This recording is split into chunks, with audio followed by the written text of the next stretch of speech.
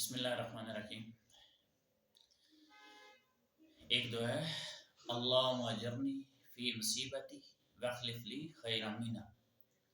یہ دعا کسی بھی مصیبت، کسی بھی پریشانی سے نجات کے لیے، اس کے ازالے کے لیے اللہ کے نبی حضرت محمد صلی اللہ علیہ وسلم نے ایک صحابیہ حضرت ام سلمہ رضی اللہ تعالی عنہ کو یہ دعا سکھلائی تھی۔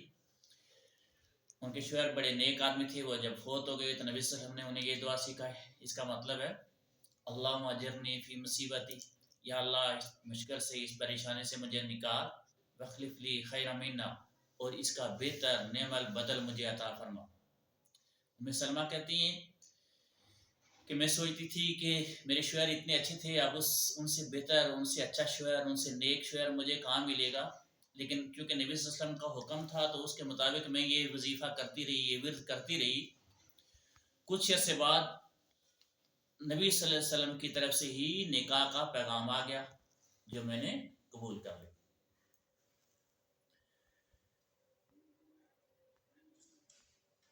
تنگ دستی، غربت اور مالی اور معاشی پریشانی کی نجات کے لیے اللہ کے نبی صلی اللہ علیہ وسلم نے جو دعا سکھائی، اللہم اکفنی بخلالک عن حرامک واغننی بفضلک عمن سواک۔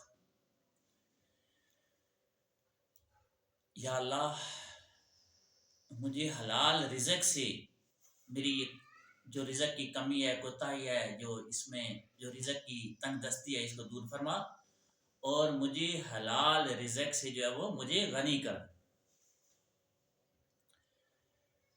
قرضوں سے نجات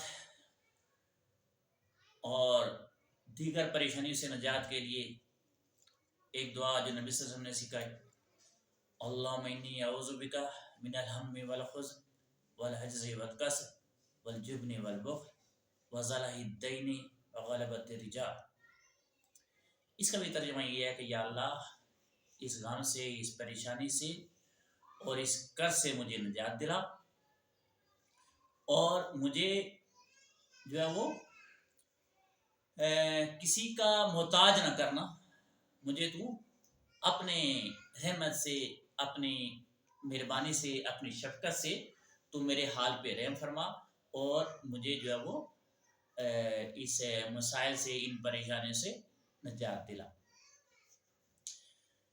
یہ وہ دعائیں، ان کی کوئی تعداد نہیں ہے کہ کتنا وظیفہ کرنا ہے، 3، 10، 11، 12، 41، 42، جتنی دفعہ آپ پڑھ سکتے ہیں معمول بنا لیں۔ صبح کے وقت، شام کے وقت، دن کو چلتے پھرتے، بیٹھے، جہاں کہیں آپ پڑھ سکتے ہیں، اس کا وظیفہ کرتے ہیں۔ امید ہے انشاءاللہ اللہ پاک مسائل کو حل کرے گا۔ وما علینا الا البلاغ۔